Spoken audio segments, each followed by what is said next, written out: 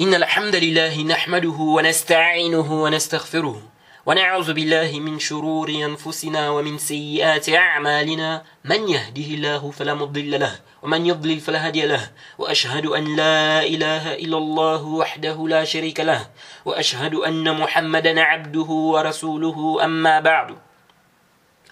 Louange à Allah, le créateur des cieux et de la terre, on le loue tout ce qui nous accorde comme bien, comme grâce, on lui demande de prier son prophète Mohammed, sallallahu alayhi wa sallam, sa famille, ses compagnons, et tous ceux qui les ont suivis jusqu'au jour de la rétribution. Celui qu'Allah a guidé, personne ne peut l'égarer. Celui qu'Allah a égaré, personne ne peut le guider. Ceci est un éclaircissement et en même temps un conseil adressé à mes frères musulmans de la Guinée-Conakry, de la Côte d'Ivoire et du monde francophone en général, mais aussi aux non-musulmans qui veulent bien faire preuve de réalisme et qui n'ont pas fait abstraction de leurs raisons, consciemment ou inconsciemment.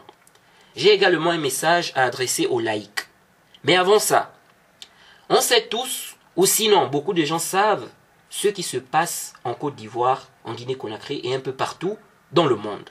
Même si, maintenant, les choses semblent être calmes, principalement pour la Guinée-Conakry et pour la Côte d'Ivoire, et on espère que les choses ne vont pas prendre une autre tournure.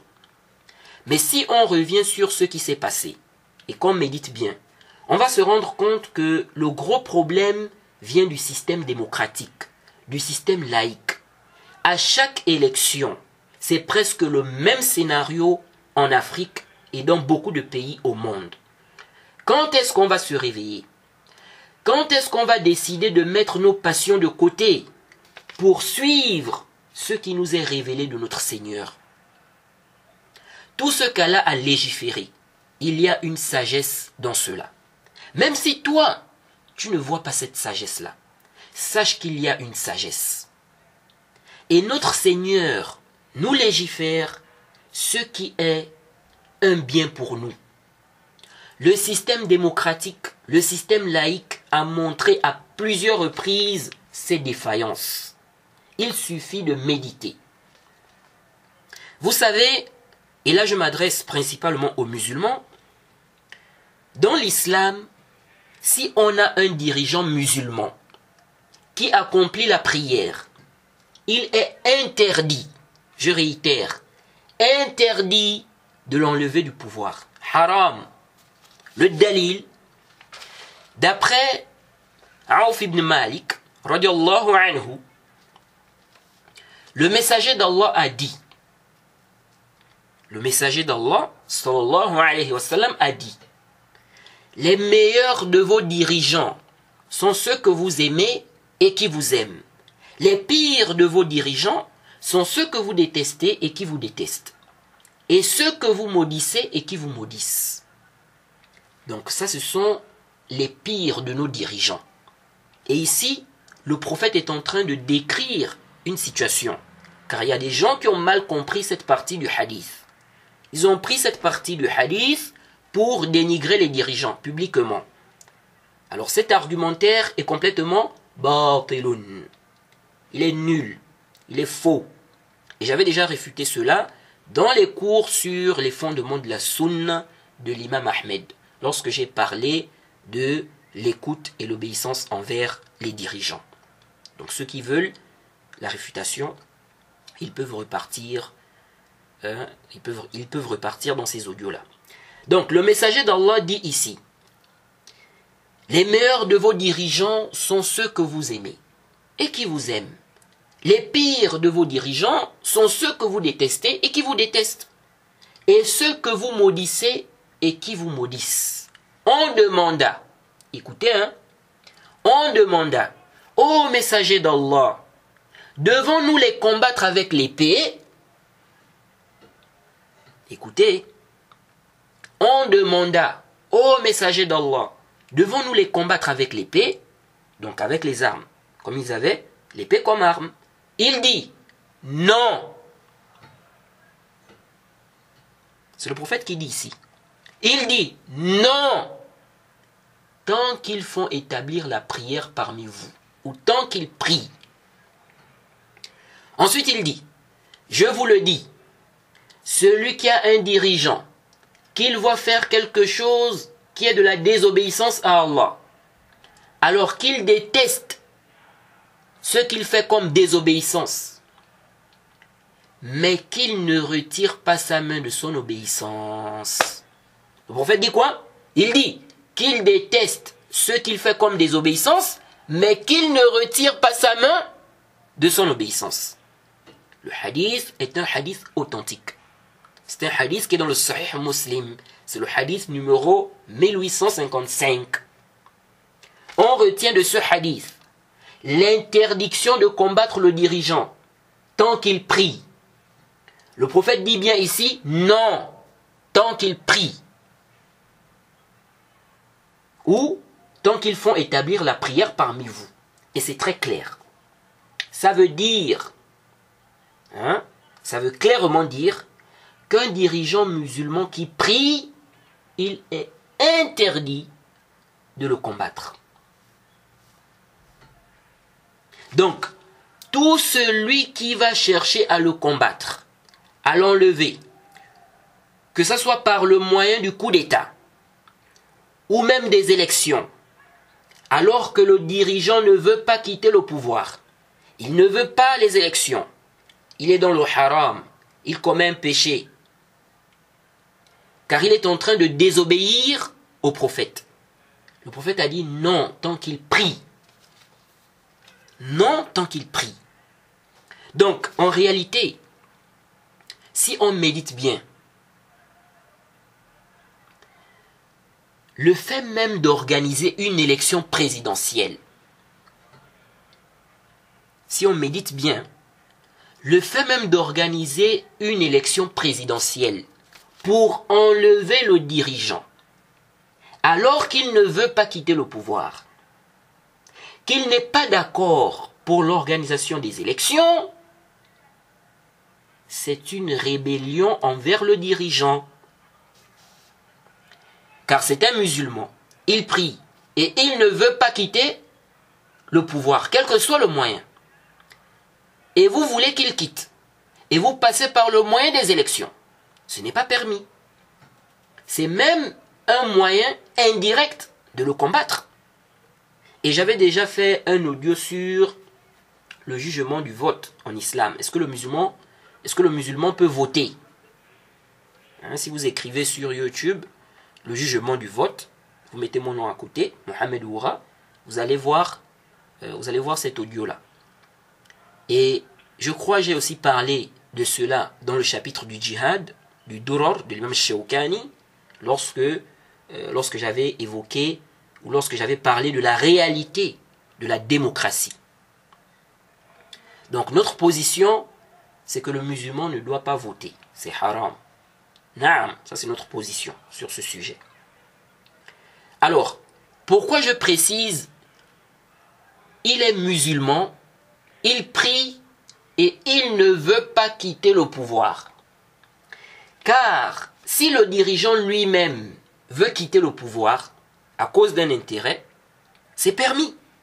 Les savants disent que c'est permis, comme avait fait le petit-fils du prophète, Al-Hassan ibn Ali ibn Abi Talib, et les compagnons ont approuvé cela.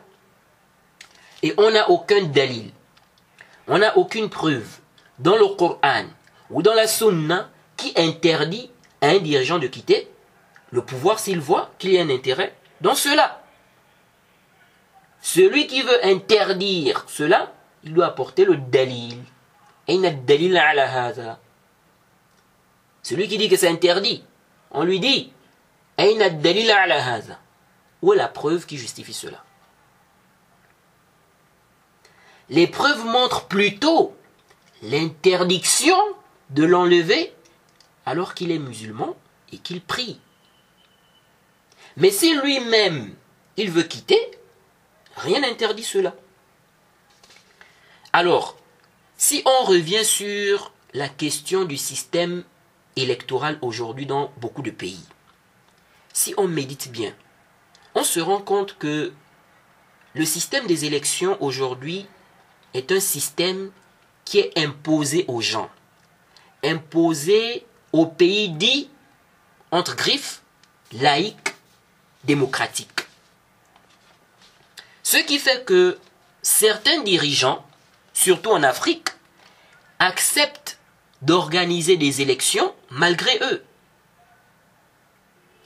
Ils ne veulent pas en réalité, car ils veulent rester au pouvoir jusqu'à leur mort.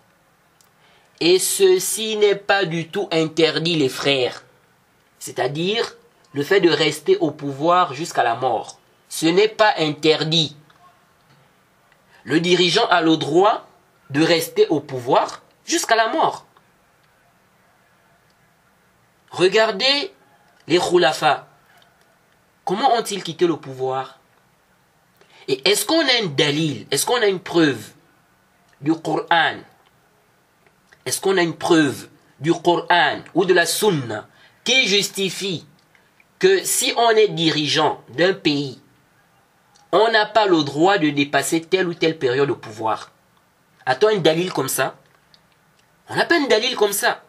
Au contraire, on a des hadiths là, des preuves où le prophète interdit d'enlever le dirigeant musulman tant qu'il prie. Tant qu'il prie là, laisse clairement comprendre qu'il n'y a pas une limite pour la durée de son pouvoir. Tant qu'il est dirigeant, il est musulman, il prie, on n'a pas le droit de l'enlever. Du moment où il ne veut pas quitter lui-même le pouvoir. S'il veut quitter lui-même, il n'y a pas de problème, c'est son choix. Mais s'il ne veut pas, on n'a pas le droit de l'enlever du moment où il prie. Donc ça veut dire qu'il peut rester là des années et des années. On n'a pas le droit de l'enlever tant qu'il prie. Tant qu'il prie. Tant que c'est un musulman, tant qu'il prie. Une autre preuve qui montre que le dirigeant peut demeurer au pouvoir le temps d'années qu'il veut et qu'on n'a pas le droit de l'enlever. Le hadith du prophète, d'après Ubada ibn Samit, il dit: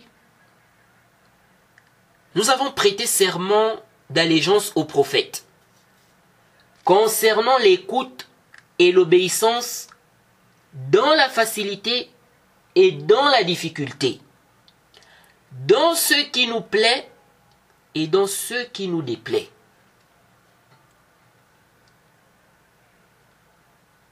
C'est clair ou pas? Ceux qui disent non, le dirigeant il nous fait la vie dure, hein, comme certains disent, il nous fait la vie dure. Ici là, il dit quoi? Il dit: nous avons prêté serment d'allégeance au prophète concernant l'écoute et l'obéissance, donc aux dirigeants, dans la facilité et dans la difficulté, dans ce qui nous plaît et ce qui nous déplaît. On doit écouter et obéir, tant qu'on ne nous a pas demandé de faire une désobéissance. Il dit, écoutez, hein, il dit: et de ne pas disputer à ses détenteurs le pouvoir, sauf si vous voyez une mécréance claire, à propos de laquelle vous disposez d'une preuve venant d'Allah. Et de ne pas disputer à ses détenteurs le pouvoir, sauf si vous voyez une mécréance claire, à propos de laquelle vous disposez d'une preuve venant d'Allah. Le hadith est dans le Sahih al-Bukhari, c'est le hadith numéro 7199. C'est dans le Sahih Muslim, c'est le hadith numéro 1840. Et on l'avait déjà vu, ces hadiths-là, dans des audios. Ça veut dire quoi? C'est très clair. Ça veut dire que tant qu'on n'a pas vu une mécréance claire provenant du dirigeant, tant qu'on n'a pas vu une mécréance claire provenant du dirigeant, on parle bien de mécréance claire, donc ce n'est même pas, non, les savants ont divergé, certains savants ont dit, ça c'est de la grande mécréance, d'autres ont dit non, c'est de la petite mécréance, non, comme ça, il y en a qui ont dit ça, non, ça doit être une mécréance claire. Une mécréance claire, c'est clair, il n'y a pas de débat, c'est clair. Donc, tant qu'on n'a pas vu une mécréance claire provenant du dirigeant, il est interdit de disputer son pouvoir ici. Parce que si on est déjà dans des débats, non c'est clair, non c'est pas clair, non c'est clair, non c'est pas clair. Bon, vous voyez, ça doit être une mécréance claire. Claire les frères. Claire selon les preuves. Donc, ça veut dire que tant qu'on n'a pas vu une mécréance claire provenant du dirigeant, il est interdit de disputer son pouvoir ici. Ça veut dire que s'il décide de rester là, donc au pouvoir, le temps d'année qu'il veut, on n'a pas le droit de disputer son pouvoir. On n'a pas le droit.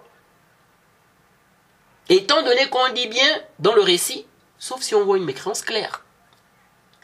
Ça nous montre clairement que le prophète n'a pas mis un temps limité qu'on ne doit pas dépasser si on est au pouvoir. C'est plus que clair. Maintenant, si on regroupe tous les textes sur le sujet, on se rend compte qu'on ne peut enlever un dirigeant que dans 2 situations. 2, pas 3. 1, s'il commet une mécréance claire. 2, s'il délaisse la prière. Si on regroupe tous les textes sur le sujet, on se rend compte qu'on ne peut enlever un dirigeant que dans 2 situations. 2, pas 3. S'il commet une mécréance claire. Deuxièmement, donc ça c'est 1. Deuxièmement, s'il délaisse la prière. Et c'est évident que si un dirigeant délaisse déjà la prière, on craint le pire. Parce que la prière est un grand signe d'appartenance à l'islam. Et c'est 5 fois par jour. Ça montre la présence des musulmans.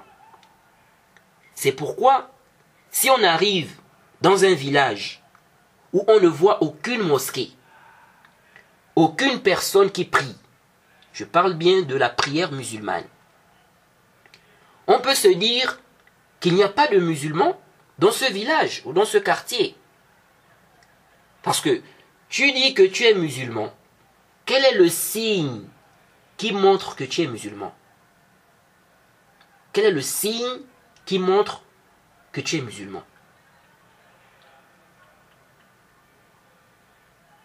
Quel est le signe qui montre que tu es musulman? Oui.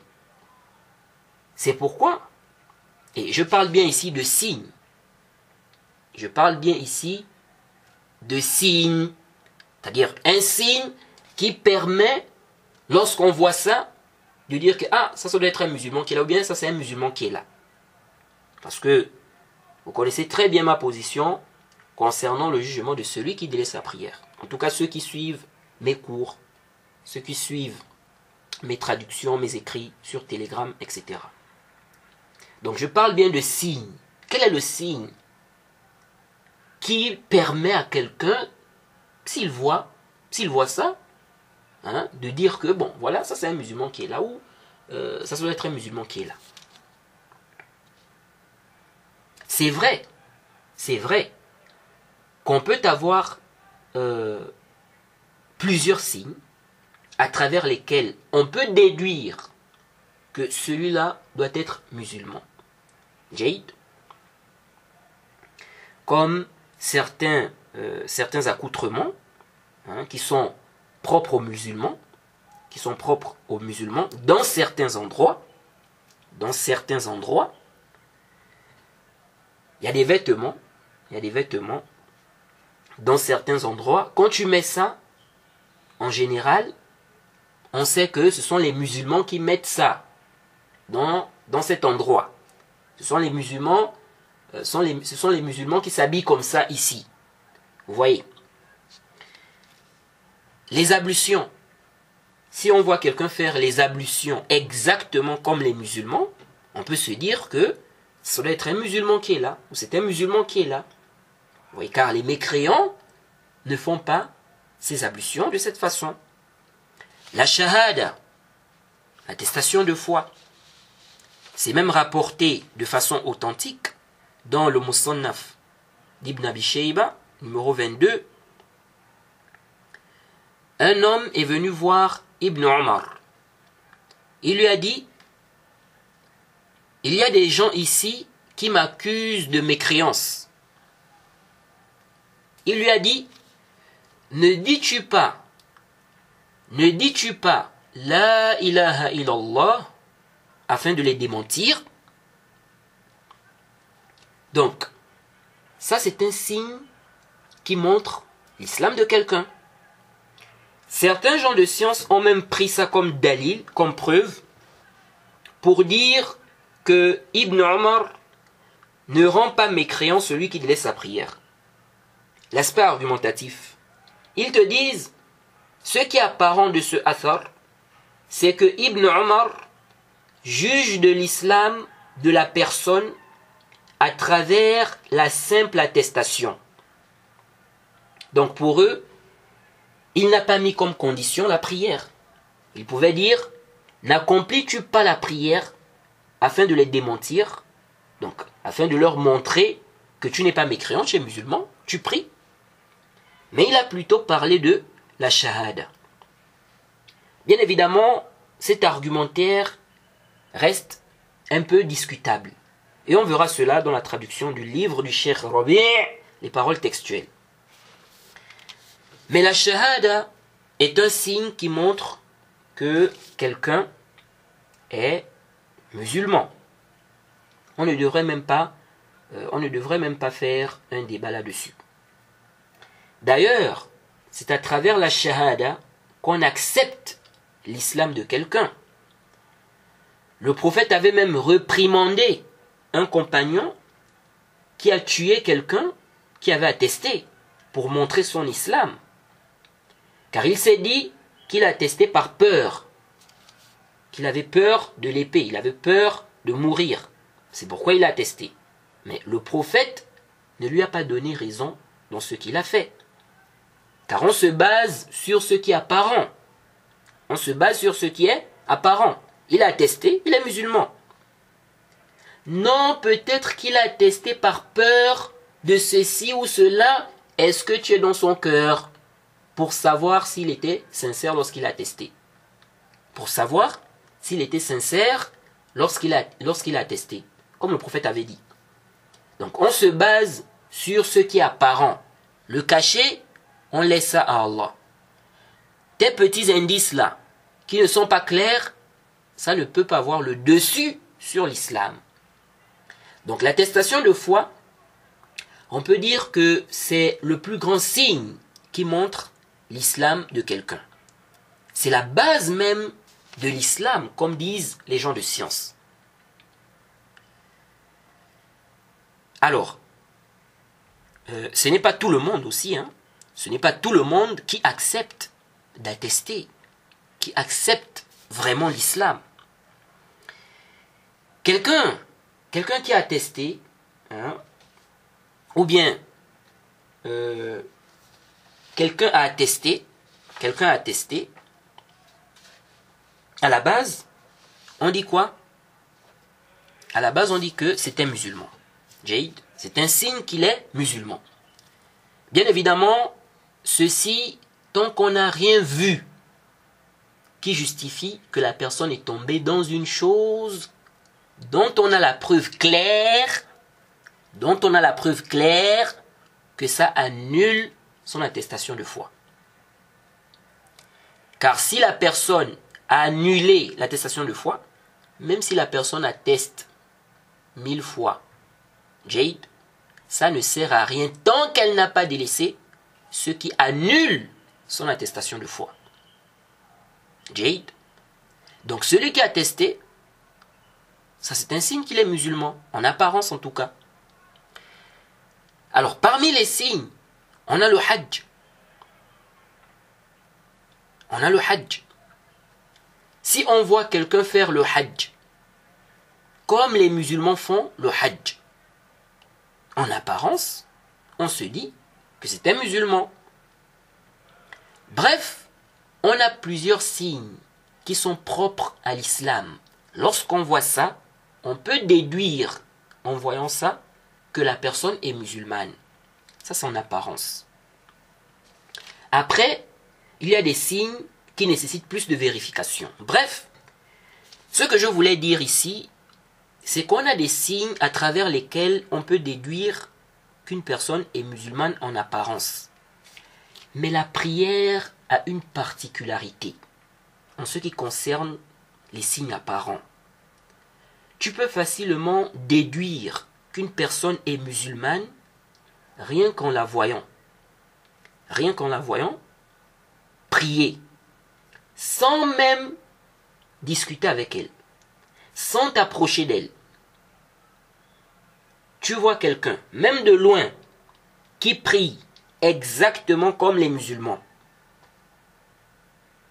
Tu peux déduire que cette personne est musulmane en apparence. Vous voyez? Même si c'est la première fois que tu vois cette personne, même sans discuter avec cette personne, plus encore, lorsque c'est dans une mosquée, on fait l'iqama. Tu vois des gens se diriger à la mosquée. Ils entrent dans la mosquée. Ils prient. Qu'est-ce que tu te dis? Que ce sont des koufars, ce sont des mécréants qui sont en train de prier dans la mosquée là. C'est évident que tu te dis, c'est évident qu'ici, tu déduis que ce sont des musulmans, en apparence, bien évidemment. Car le cachet, on ne connaît pas cela. Jade, sauf si la personne extériorise cela à travers des actes ou des paroles. Mais quand on regarde les autres signes, le hajj, par exemple, le hajj, c'est une fois dans l'année. Une seule fois dans l'année. Donc, si le moment du hajj n'est pas encore arrivé, tu ne peux pas faire une déduction ici. Vous voyez. L'habillement. On n'a pas un vêtement spécifique en réalité. C'est-à-dire, nous les musulmans, nous n'avons pas un vêtement spécifique. C'est-à-dire un vêtement qu'on va dire, ça, c'est pour les musulmans. Que les musulmans doivent obligatoirement mettre ce vêtement-là. Non. Le musulman peut porter le vêtement qu'il veut, à condition qu'il respecte les normes des vêtements en islam, les conditions des vêtements. C'est vrai que dans certains endroits, les musulmans ont une façon de s'habiller. On ne voit pas les non-musulmans s'habiller comme ça.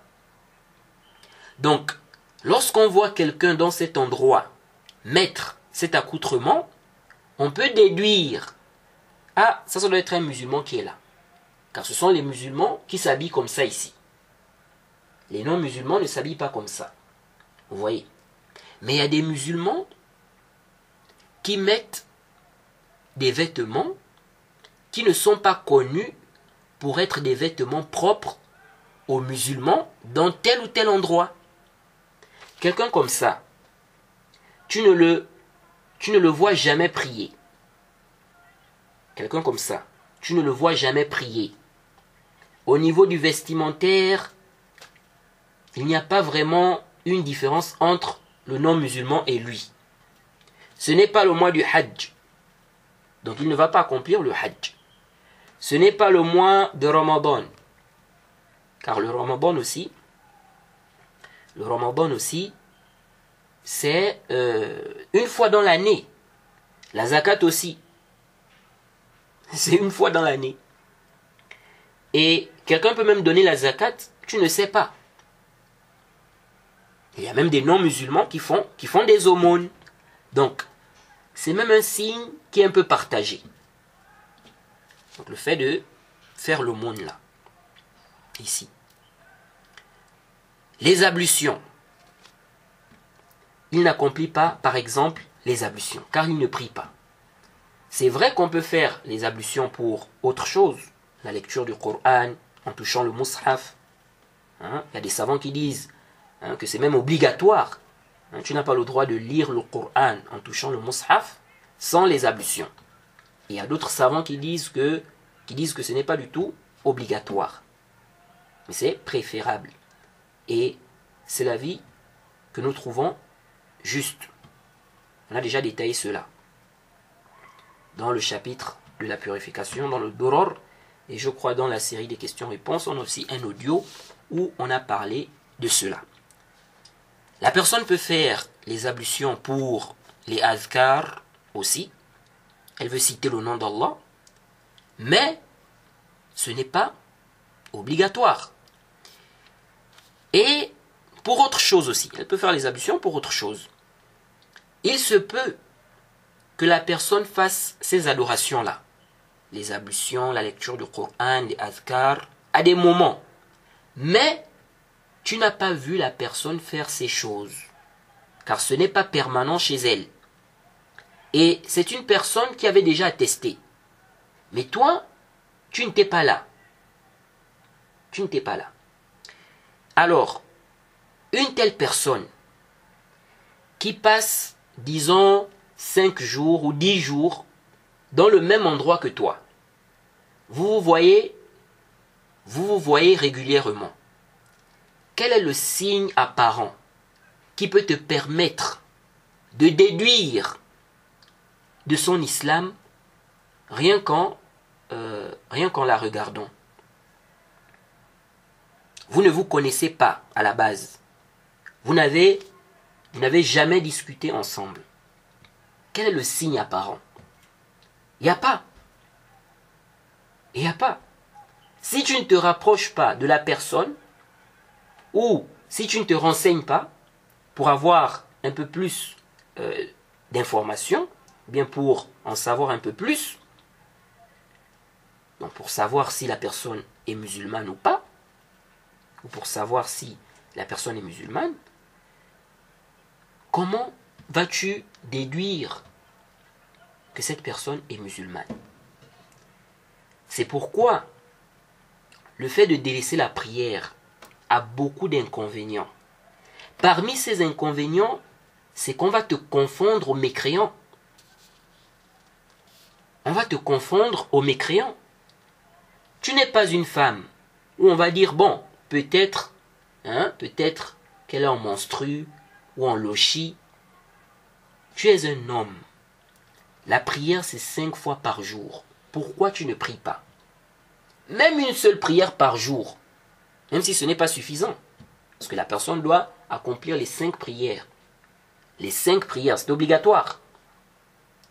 Vous voyez, celui qui n'accomplit pas ces 5 prières, il est dans un grand péché.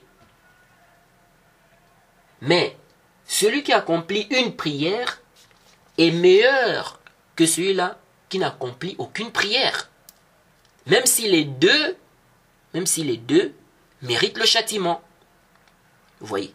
Bien évidemment, pour les savants qui rendent mécréant celui qui délaisse une seule prière, ou 2 ou 3, eh bien, accomplir une prière ne sert à rien.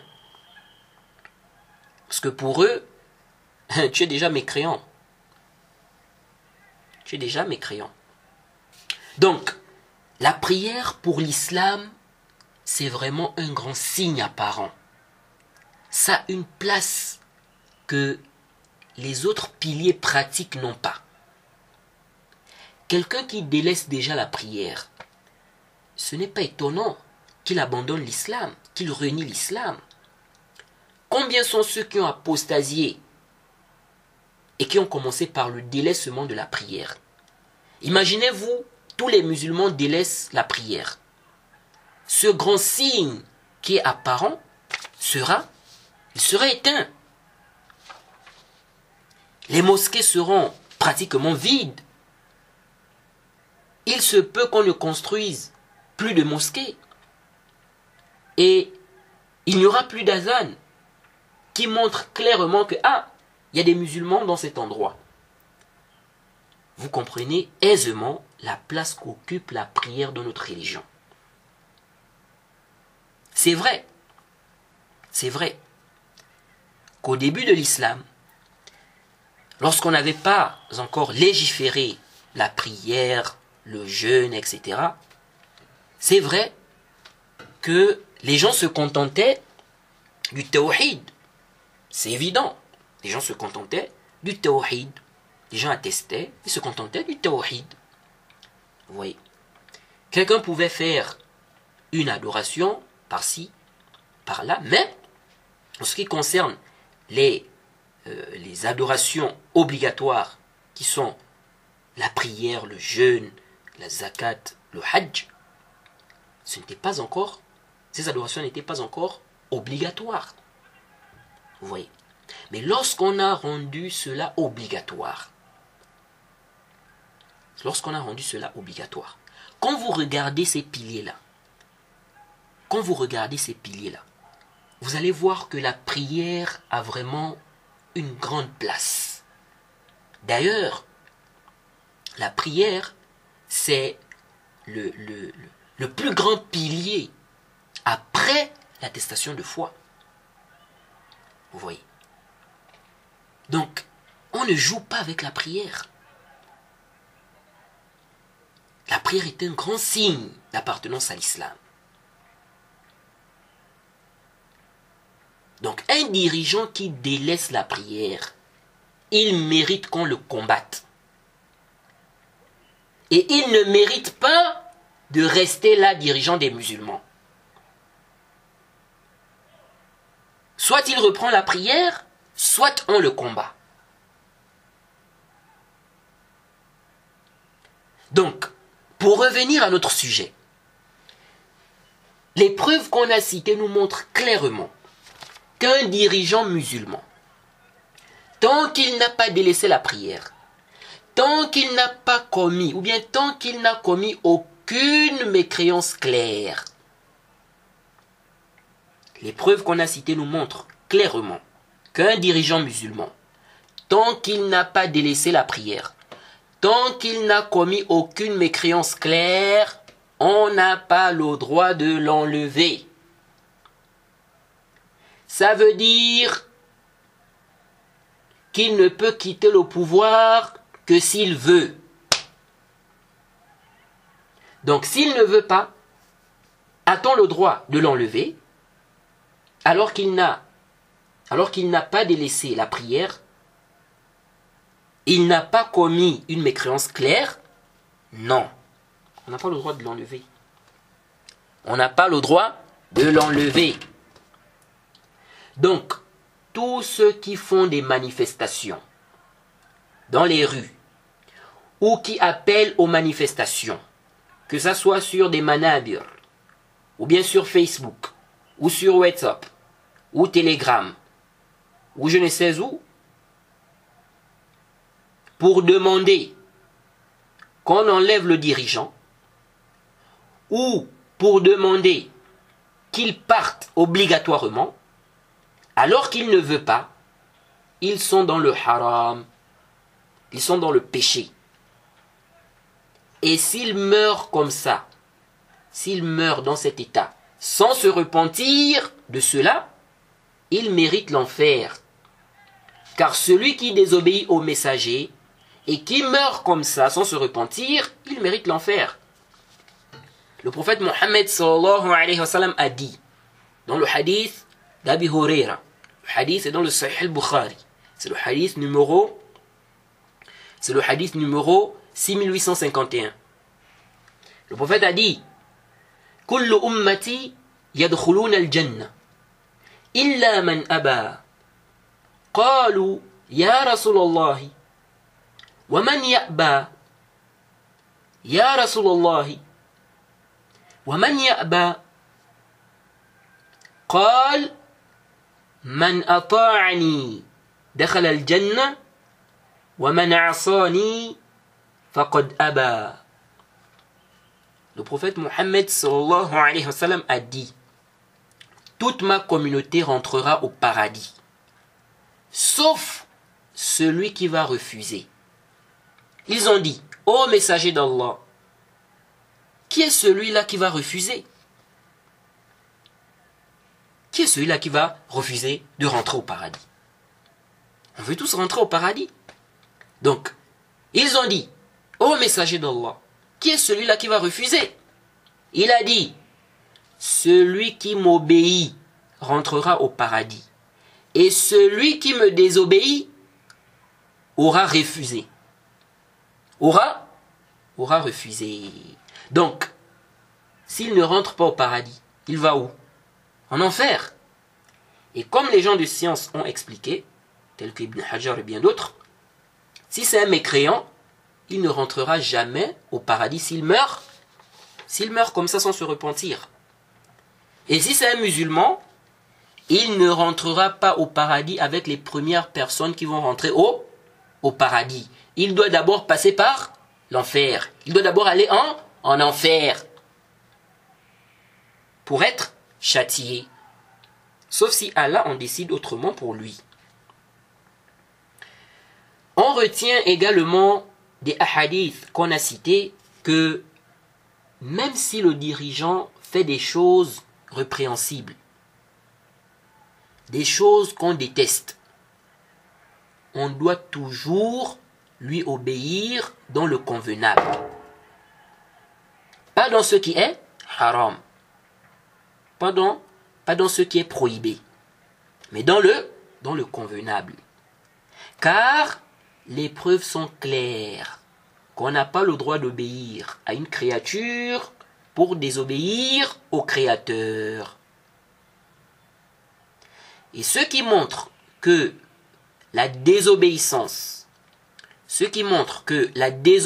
du dirigeant ou le fait qu'il fasse des choses qu'on déteste n'annule pas l'obéissance qu'on lui doit dans le convenable, c'est que le prophète a dit, je vous le dis, celui qui a un dirigeant, qu'il voit faire quelque chose qui est de la désobéissance à Allah,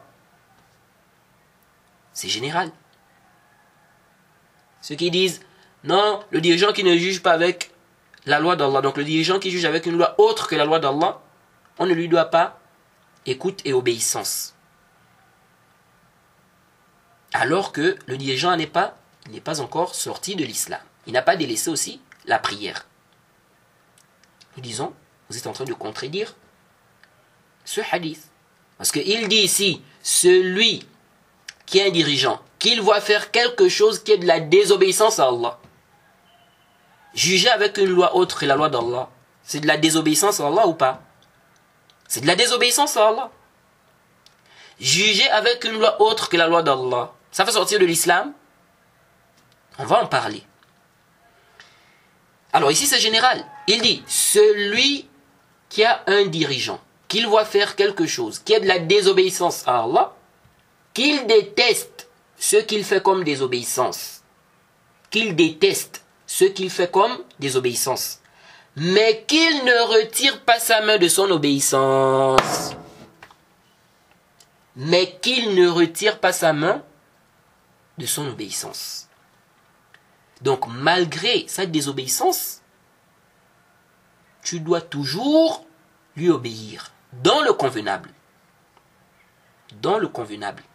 Du moment où il n'a pas délaissé la prière, il n'a pas commis une mécréance claire. Tu lui dois écoute et obéissance. Jade. Donc ceux qui disent même non, on ne doit pas écouter, obéir à un dirigeant qui commet des péchés, qui désobéit à Allah. Hein? Mais vous voulez quoi? Un dirigeant qui soit infaillible, ou bien vous voulez un dirigeant qui ne commet aucun péché? Vous allez trouver ça où? Oh non, tel dirigeant commet des désobéissances. Hein? Il organise même des concerts de musique.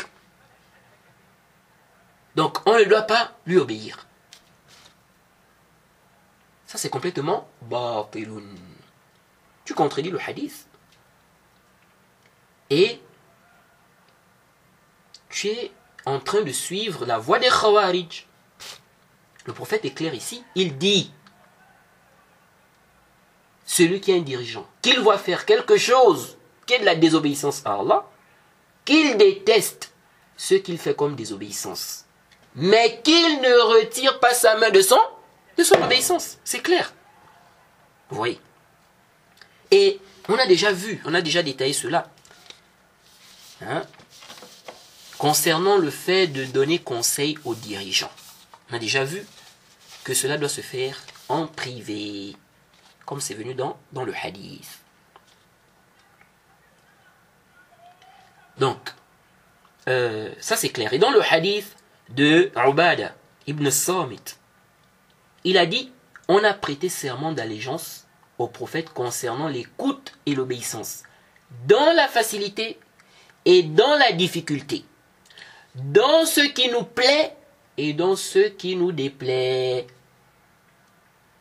Donc, on doit toujours écouter et obéir, dans la facilité, dans la difficulté, dans ce qui nous plaît et dans ce qui nous déplaît. Jade, tant qu'on ne nous demande pas de commettre un péché. Jade, si on te demande de commettre un péché, ici tu ne dois pas obéir. Tu ne dois pas obéir dans quoi? Dans ce qu'on te demande de faire là. Mais ça ne veut pas dire que tu ne dois plus obéir de manière absolue. Non, tu n'obéis pas dans le péché, là, dans la chose qu'on te demande de faire qui est un péché. Jade. Alors, bref, on a déjà beaucoup détaillé cette question de l'obéissance au gouverneur. Vous pouvez repartir à nos audios sur le sujet, dans les fondements de la sunna de l'imam Ahmed, dans le chapitre du djihad. Il y a même un frère qui a fait tout un PDF, qu'il a retranscrit nos cours sur cela. C'est disponible sur internet. Et je ne sais pas si c'est aussi dans la chaîne Telegram. Je ne sais pas, je ne me rappelle plus très bien. Bref. En tout cas, on a déjà suffisamment détaillé ce sujet dans des audios. Alors, il y a un point qui est important à comprendre ici. Au Gabon, j'ai écouté certains dire tous les textes qui parlent de l'écoute et l'obéissance aux dirigeants ne concernent pas les pays du Kufr, donc les pays mécréants. Donc pour eux, quand on demande d'écouter et d'obéir au gouverneur, il ne s'agit pas des pays mécréants, c'est-à-dire il ne s'agit pas des cas où on est dans un pays mécréant. Si on est dans un pays mécréant, ces hadiths-là ne concernent pas les pays mécréants. Jade. Donc comme le Gabon, c'est un pays du Kufr, donc tous ces hadiths-là n'ont rien à voir avec le Gabon. En plus de ça, il y a certains même qui ont déjà qui ont fait le takfir du président. Donc pour eux, le président est un mécréant, ce n'est pas un musulman. Donc, ils vont te dire, tous ces hadiths-là ne concernent pas les pays du Kufr. Moi, c'est surtout sur ce point-là. Que le fait de dire que tous ces hadiths-là, donc les hadiths où on demande d'écouter et d'obéir au gouverneur, le fait de dire que tous ces hadiths-là ne concernent pas les pays du Kufr, le fait de dire ça, c'est complètement nul. C'est une parole qui est batilun.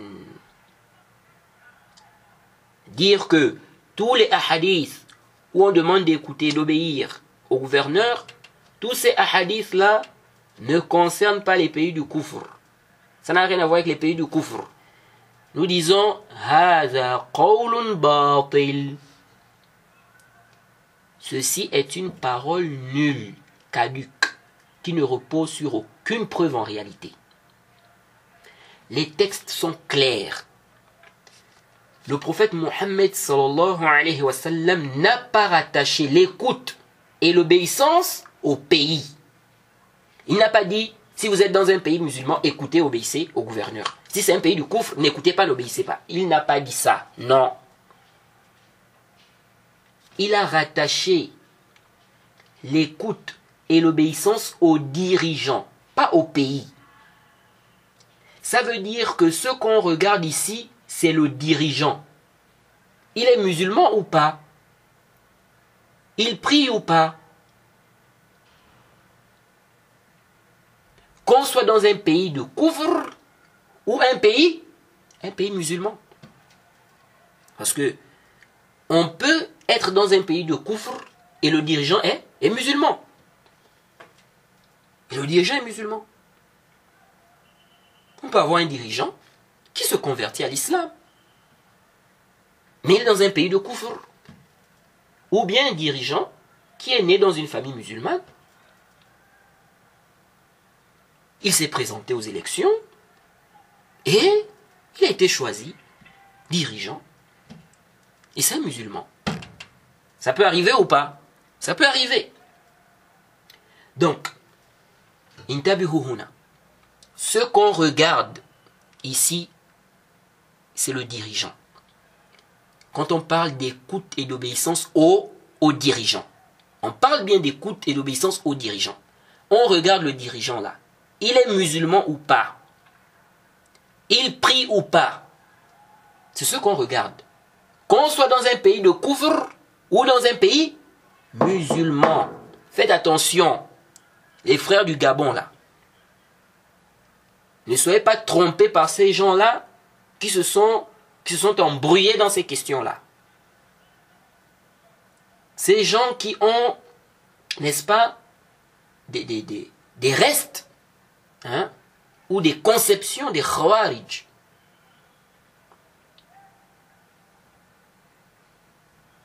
Ou des gens qui suivent la passion.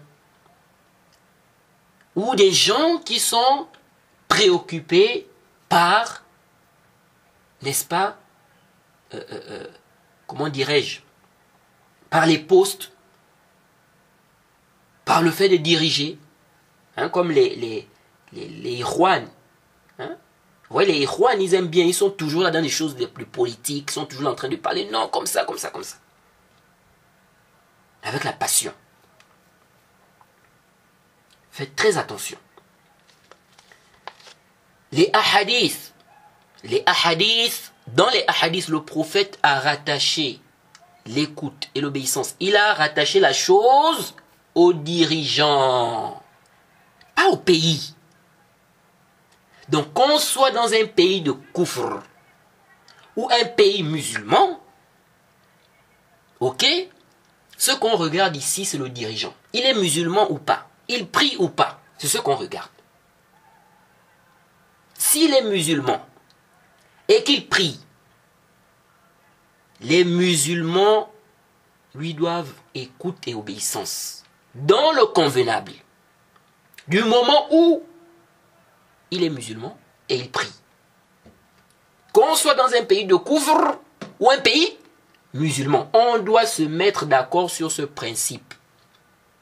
Après, est-ce que le dirigeant est musulman? Est-ce qu'il n'est pas musulman? Ça, c'est une autre question. Mais on doit se mettre d'accord sur le principe, les frères. Les hadiths sont clairs. Lisez les hadiths. Le prophète est clair. Il dit non, tant qu'ils prient, tant qu'ils accomplissent la prière. Sauf si vous voyez une mécréance claire. Mais il est en train de rattacher la chose au pays ou bien il rattache la chose ici aux dirigeants? Aux dirigeants. Aux dirigeants. Il n'a pas dit, tant que vous êtes dans un pays musulman, écoutez, obéissez. Il n'a pas parlé de ça. C'est où, dans quel hadith il dit ça? Si c'est dans un pays musulman, écoutez, obéissez. Si c'est dans un pays de couvre, n'écoutez pas, n'obéissez pas. Il a dit ça où? Où? Tu vois, mais non, tel a dit, Ya Barakalofik. Je suis le dalil. Je suis le dalil, les paroles du prophète sont là. Tel a dit, si sa parole s'oppose aux paroles du prophète, sa parole est batil. Elle est batil. Elle est nulle, fausse, caduque. On ne travaille pas avec ça. On ne travaille pas avec ça. On ne travaille pas avec. Oh, mais tel cher ou tel machin. C'est où est le dalil? Où est le dalil? Ma fiche. Ma fiche dalil. Donc, ici, là, nous suivons la parole du prophète. Jade. Sachant que je ne connais pas un savant qui dit que l'écoute et l'obéissance, en ce qui concerne les gouverneurs, ça ne concerne pas les pays de Koufr si le dirigeant dans ce pays est musulman. Je ne connais pas une parole comme ça, d'un savant reconnu. Et si on suppose qu'un savant a eu à dire ça par rapport à certaines positions qu'il a, Jade, si on suppose par rapport au jugement, par rapport à celui qui juge avec une loi autre que la loi d'Allah, ou bien par rapport à la définition même d'un pays musulman, si on suppose cette parole est batil, elle est batil. Pourquoi? Parce que ça se pose au texte. Les paroles du prophète sont claires. Le prophète rattache la chose aux dirigeants. Tant qu'il prie, sauf si vous voyez une mécréance claire. Mais ça veut dire quoi? Ça veut dire que tant qu'on n'a pas vu une mécréance claire, tant qu'il prie, on lui doit écouter obéissance. Qu'on soit dans un pays de Koufr ou bien un pays musulman. Donc, on est censé se mettre d'accord sur le principe. Maintenant, est-ce que le dirigeant là est musulman ou il n'est pas musulman? Ça, c'est un autre débat. Ça, c'est un autre débat. Mais déjà, le principe de base, on doit être d'accord sur ça. C'est très important. Parce que là, ça rentre dans les questions aussi de croyance, ça. C'est pourquoi vous voyez même que les gens de science, même les salafs, mentionnaient ces questions-là, les questions de l'écoute au gouverneur. Ils mentionnaient ça dans les livres de croyance.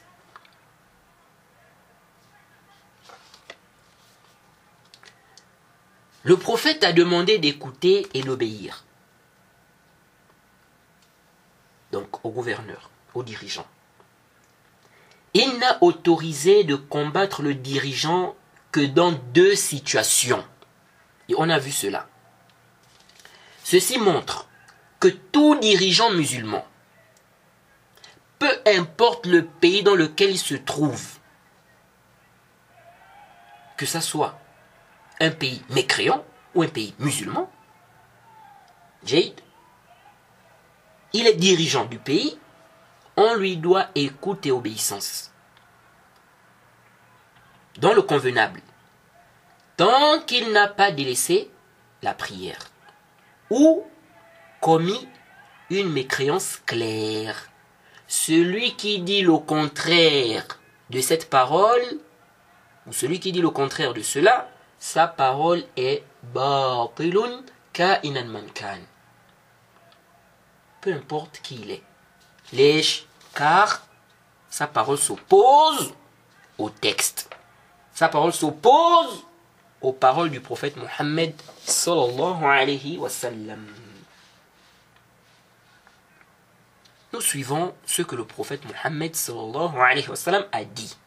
Nous suivons le dalil, la preuve. Nous suivons la preuve. Et vous pouvez lire ce qui est sur la vidéo, cette parole du Cheikh Al-Albani, qui se trouve sur l'image de cette vidéo. Vous voyez, et cette parole, je l'ai mise sur mon profil WhatsApp. Hein, parce que c'est vraiment une parole, vraiment cette parole me touche. Et c'est, comment on appelle, c'est vraiment un grand manhaj. C'est un grand manhaj qui ressort de cette parole. Donc nous suivons le dalil. De même, ceux qui disent on écoute et obéit aux dirigeants que s'ils jugent avec la loi d'Allah. Et ils visent par là les peines prescrites. Donc l'application des peines prescrites. Donc la peine de celui qui vole, de celui qui tue, de celui qui commet l'adultère, le zina, la fornication. Vous voyez. Donc comme aujourd'hui, la plupart des dirigeants ne jugent pas avec la loi d'Allah. Il y a même certains qui disent aucun dirigeant ne juge avec la loi d'Allah, aucun. J'avais discuté avec un là, je lui ai posé la question par rapport l'Arabie Saoudite. Donc pour lui-même, l'Arabie Saoudite ne juge pas avec la loi d'Allah. Vous voyez des gens comme ça. Donc il y a des gens qui sont vraiment dans des... Vous demandez qu'est-ce qui se passe, qu'est-ce qui se passe dans leur tête. Donc, comme aujourd'hui la plupart des dirigeants ne jugent pas avec la loi d'Allah, ok, donc dans ce domaine-là, alors pas d'écoute, pas d'obéissance. C'est ce qu'ils te disent. Et ils se permettent donc de même critiquer, dénigrer ces dirigeants-là en public. D'autres même insultent, d'autres se moquent. Voilà, et si quelqu'un vient contredire ce qu'ils disent, bon, tu es mourji. Tu es mourji, et après ils vont rentrer, c'est-à-dire ils t'emmènent dans une philosophie vraiment qui ne dit son nom. Alors, bref, nous disons, ceci aussi est complètement batilun. Hada aydan qawlun batil. C'est une parole qui est nulle. Le fait de dire que on écoute et on obéit aux dirigeants dans le convenable que s'ils jugent avec la loi d'Allah en ce qui concerne les peines prescrites. Nous disons, ceci ne tient pas. Pourquoi? Intabihu. Car nous disons qu'il n'y a pas de preuve qui justifie cela. Au contraire, le prophète a parlé des dirigeants qui désobéissent à Allah, qui commettent des désobéissances, qui commettent des injustices, qui commettent même des injustices. Il a dit de leur obéir. On a déjà vu plusieurs hadiths sur ce sujet dans des audios. Et dans cet audio, on a cité un hadith. De deux, Allah a dit, selon une traduction rapprochée, ô vous qui avez cru, obéissez à Allah et obéissez aux messagers, et à ceux d'entre vous qui détiennent le commandement. Sourate 4, verset 59. Et ce verset aussi réfute ceux qui disent, parce qu'il y a des gens, vraiment les gens sont terribles. Il y a des gens qui disent que tous ces hadiths là qui parlent de l'écoute et l'obéissance, n'est-ce pas, envers les gouverneurs, ce sont des hadiths qui ont été inventés par des gouverneurs, des dirigeants. Donc ils ont inventé ça, ou bien ils ont demandé, ils ont demandé à des gens d'inventer ça pour préserver leur pouvoir. Vous voyez? Regardez, c'est-à-dire que regardez la stupidité, excusez-moi, mais c'est vraiment stupide. Donc tous ces hadiths-là, ces hadiths qui sont dans Bukhari, Muslim, Abu Daoud, bien d'autres, tous ces hadiths-là ont été inventés. Même ces histoires qui se sont produites, n'est-ce pas, au temps des compagnons, lorsqu'on est venu poser même la question à Anas, concernant l'injustice de Al-Hajjaj, tout ça c'est inventé. Alors, j'ai aimé la réfutation du Cheikh Al-Fawzan, qu'Allah le préserve. Je lisais là dans son site là, donc le site où on partage ses fatwas, ses audios et tout ça. Il y a des gens qui ont ramené en fait cette question là. Ils ont dit, mais il y a des gens qui disent que voilà, ça ce sont des hadiths, des gens qui disent que ces hadiths là ont été inventés par les gouverneurs et tout ça, sont eux ils ont demandé aux gens d'inventer ces choses là parce que bon, ils voulaient donc préserver leur pouvoir. Excusez-moi.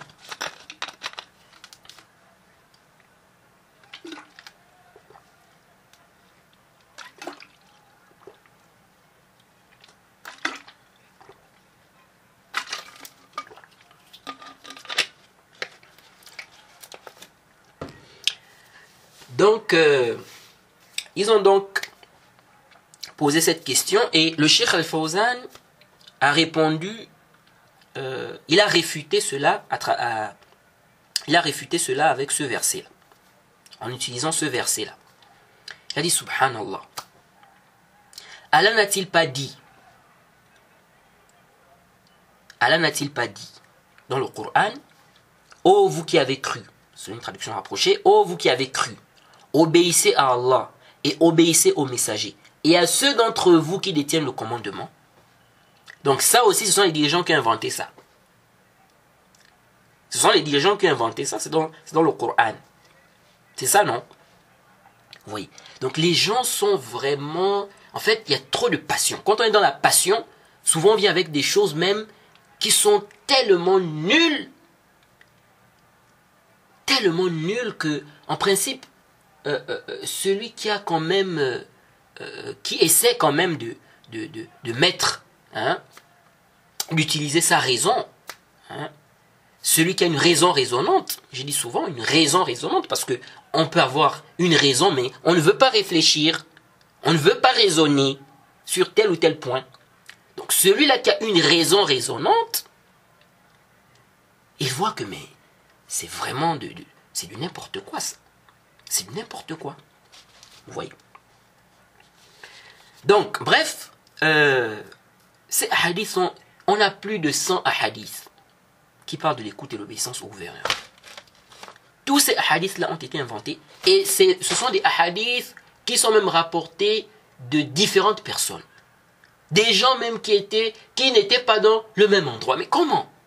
Comment ça a été? Tous ça, donc ils se sont tous mis d'accord pour inventer tout ça. Ça, c'est vraiment la passion.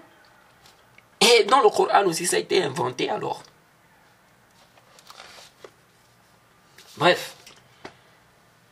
Alors ce verset, lorsqu'Allah dit ici, selon une traduction rapprochée, « Ô vous qui avez cru, obéissez à Allah et obéissez aux messagers. Et à ceux d'entre vous qui détiennent le commandement. » C'est général. Où a-t-il dit que s'ils ne jugent pas avec ma loi, donc en ce qui concerne les peines légales, les peines prescrites, interdiction formelle de leur obéir dans le convenable. C'est où?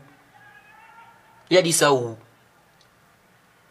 Naam, il n'y a pas de doute que le dirigeant doit juger avec la loi d'Allah, dans les peines prescrites, etc. Il doit juger avec la loi d'Allah de manière générale même. Dans tout. Il doit juger avec la loi d'Allah. Vous voyez? Mais, nous disons, non, le dirigeant doit juger avec la loi d'Allah dans les peines prescrites. Car c'est ce que vous visez ici. Mais s'il ne le fait pas, par faiblesse de foi, ou par passion du dunya, le pouvoir, mais il sait que ce qu'il fait là, c'est haram. C'est un péché. Il devient mécréant. C'est de la grande mécréance. Il sort de l'islam. Ce n'est pas de la grande mécréance. Ce n'est pas de la grande mécréance. Et intabihu. Ceux qui font aussi la différence entre un peu et beaucoup là, ça ne tient pas. Parce qu'il y en a qui te disent non, s'ils jugent de temps en temps avec une loi autre que la loi d'Allah, il n'est pas mécréant. Mais s'il juge totalement avec une loi autre que la loi d'Allah, il vise toujours la question des peines prescrites. Donc la peine la peine du voleur, celui qui commet l'adultère, etc. Donc, si c'est de temps en temps, il n'est pas mécréant. Mais si c'est tout le temps, ou bien totalement, ici, dans les peines prescrites, il devient mécréant. Ça ne tient pas. Ça ne tient pas. Le kufr, en islam, on ne fait pas la différence entre un peu et beaucoup. Lorsqu'on dit que quelque chose est du kufr, celui qui fait ça une seule fois, il est tombé dans le kufr. Si on dit que quelque chose, c'est du grand kufr, celui qui fait ça une seule fois, il est tombé dans le grand kufr. Jade, si on dit qu'insulter le prophète, c'est du kufr. Celui qui insulte le prophète une seule fois, il est tombé dans le kufr. De même, lorsqu'on dit qu'une chose n'est pas du kufr, même si la personne fait ça plusieurs fois, ça ne devient pas du kufr. Si on dit qu'une chose n'est pas du kufr, du grand kufr, même si la personne fait ça plusieurs fois, ça ne devient pas du kufr. Ce n'est pas par rapport à la quantité. Le kufr, c'est par rapport à l'acte ou la chose. Cette chose, c'est du kufr ou pas? Si c'est du kufr, celui qui tombe dans ça, il est tombé dans le kufr. Il est tombé dans le kufr. Donc, si une chose aussi n'est pas du kufr, ce n'est pas du kufr. Celui qui fait ça même 1000 fois, il n'est pas dans le kufr. Parce que ce n'est pas du kufr. Si on dit consommer de l'alcool, ce n'est pas du kufr, donc du grand kufr. Ça ne fait pas sortir de l'islam, mais c'est haram. Celui qui consomme de l'alcool 10 fois, 20 fois, 25 fois, 30 fois, 100 fois, 1000 fois, toute sa vie, tant qu'il sait que c'est haram, il n'a pas rendu ça halal, il n'est pas mécréant. Et ce qu'il fait là ne devient pas de la grande mécréance parce que c'est beaucoup. Ça c'est très important. Parce qu'il y a même certains gens de science qui se sont trompés ici, dans cette mas'ala-là. Ils font la différence entre un peu et beaucoup. Ils font la différence entre un peu et beaucoup. Et non, si c'est dans une mas'ala, deux mas'ala, certaines mas'a'il, c'est pas du kufr. Mais si c'est comme ça, c'est du kufr. Non. Non, non, non, non, non. Nous ne sommes pas de cet avis. Et ça ne tient pas. Ça ne tient pas. On dit, si quelqu'un juge, ok, avec une loi autre que la loi d'Allah, dans une question, c'est pas du kufr. Si c'est deux questions, c'est pas du kufr. À partir de combien, dites-nous un peu. À partir de combien ça devient du kufr? Quel nombre, quel chiffre? C'est pourquoi le Cheikh Al-Albani a bien réfuté ça aussi. Cette position-là. Intabihu. On dit si la personne juge dans une mas'ala, ou deux, ou trois, ou quatre, tout en sachant que ce qu'elle fait c'est haram, donc elle juge avec une loi autre que la loi d'Allah, dans ça, c'est pas du kufr. Mais si c'est tout le temps, ça devient du kufr. Mais où est la différence au niveau de l'essence même, au niveau du kufr même? Quelqu'un qui juge, parce que vous dites non, mais celui qui juge avec une loi autre que la loi d'Allah, une fois, deux fois, trois fois, il peut le faire par passion. Il peut le faire par passion. Jade, et il sait que c'est haram. Celui qui juge avec une loi autre que la loi d'Allah, une fois, deux fois, trois fois, quatre fois, il peut le faire par passion, il sait que c'est haram. Mais celui qui le fait 100 fois, il ne peut pas le faire aussi par passion, et il sait que c'est haram. Si celui qui le fait 200 fois, il ne peut pas le faire aussi par passion, et il sait que c'est haram. Si. Même si celui qui va le faire plusieurs fois aura plus de péchés, parce que plus il fait, plus il prend les péchés. Est-ce que vous suivez? Mais là, on est en train de parler de la question du kufr. Le ta'lil. C'est pourquoi même certains savants, il y a des savants, même vous allez prendre des paroles de certains savants. Non, tel savant a dit, celui qui joue avec une loi autre que la loi d'Allah, si c'est comme ça là, ça devient du grand kufr. Quand tu regardes même la parole de ce savant-là, qui a fait ce tafsir-là, tu verras que il a pris ça comme étant la illa. Le signe que celui-là qui fait ça, il a rendu ça halal. Donc ça revient à quoi? Ça revient au fait de rendre ça halal. Sauf que lui, ce savant-là, a vu que ça, là, ça démontre, c'est-à-dire ça, là, c'est un signe, ça démontre que celui-là a rendu ça halal. Il voit que c'est bien, il voit que c'est meilleur de juger avec cette loi-là, au lieu de juger avec la loi d'Allah. Donc, en réalité, ça revient à quoi? Ça revient au fait de rendre ça halal, au fait de croire que c'est permis, que c'est meilleur, donc de juger avec une loi autre que la loi d'Allah. La différence, c'est que le savant là a pris cette chose-là, cet acte-là comme étant un dalil qui justifie ça. Vous voyez? Mais là maintenant on va débattre, est-ce que ça c'est vraiment un dalil qui justifie, qui croit que c'est halal? C'est là le problème. C'est là le problème. C'est pourquoi ces masaïl-là, ce sont des masaïl, il faut bien étudier ça. Parce que si les gens, parce qu'il y a des gens qui sont seulement là pour suivre aveuglement. Non, tel savant a dit, yalla, on est parti. Il a dit, yalla, yalla. Non. C'est pas comme ça. Yalla, allez, il a dit comme ça. Oh, allez, yalla, allez. C'est le cher tel qui a dit. Non, c'est pas un problème de le cher tel. Ce qu'il a dit, ça tient ou ça ne tient pas. C'est ça. La parole du Cheikh Al-Albani, il faut vraiment mettre cette parole-là. C'est-à-dire, vraiment, cette parole-là, il faut bien méditer sur ça. La parole-là, qui est affichée sur la vidéo. On suit le dalil. On suit le dalil. On est d'accord sur un principe. Maintenant, on sort de là. On dit non, si ça devient beaucoup, ça devient du grand couvre. Déjà, à partir de combien? Après, non. Ça prouve. Qui rend ça halal? Ça prouve. Vous êtes sûr que ça prouve? C'est là le débat. C'est là le débat. Est-ce que ça, c'est un dalil qui croit que c'est halal? Il ne peut pas faire ça par passion, comme il a fait pour 1, 2, 3, 4 mas'ala. Il ne peut pas faire ça par passion. Il peut faire ça par passion, comme il a fait pour les autres mas'a'il là. 1, 2, 3, 4 mas'a'il comme ça. Il a fait ça par passion. Il peut aussi faire ça par passion ici, même si c'est beaucoup. Il dit non, là-bas, on va dire il a fait par passion, il sait que c'est haram. Donc il ne sort pas de l'islam. Mais là, quand ça devient comme ça, hein, beaucoup comme ça, ou bien il a fait ça, il fait ça maintenant tout le temps, bon là, on va dire non, ça montre ceci ou cela. Non. Non. Non, non, non, non. Ça ne tient pas. Donc ce tafriq de si il fait de temps en temps, comme ça, ou d'autres qui disent non, si c'est la loi d'Allah qui est là à la base, maintenant de temps en temps il fait comme ci, comme ça, hein, on dit bon là il ne sort pas d'islam, mais si la loi qui est même là, c'est pas la loi, c'est-à-dire que c'est la loi même, c'est-à-dire les lois que le dirigeant suit dans son pays, ce sont les lois, hein, bien on va dire, ce ne sont pas les lois d'Allah, on va dire, en ce qui concerne les peines, etc. Vous voyez, comme aujourd'hui dans beaucoup de pays, même des pays musulmans, vous verrez que ce n'est pas la loi d'Allah qu'on applique. Ce n'est pas la loi d'Allah qu'on applique. Vous voyez. Donc, je disais tantôt que ça ne tient pas et on va faire un audio ou peut-être une série d'audio même, parce que je pense qu'un audio ça ne pourra pas suffire. On va faire, Inch'Allah, si Allah facilite, une série d'audio sur ce sujet-là.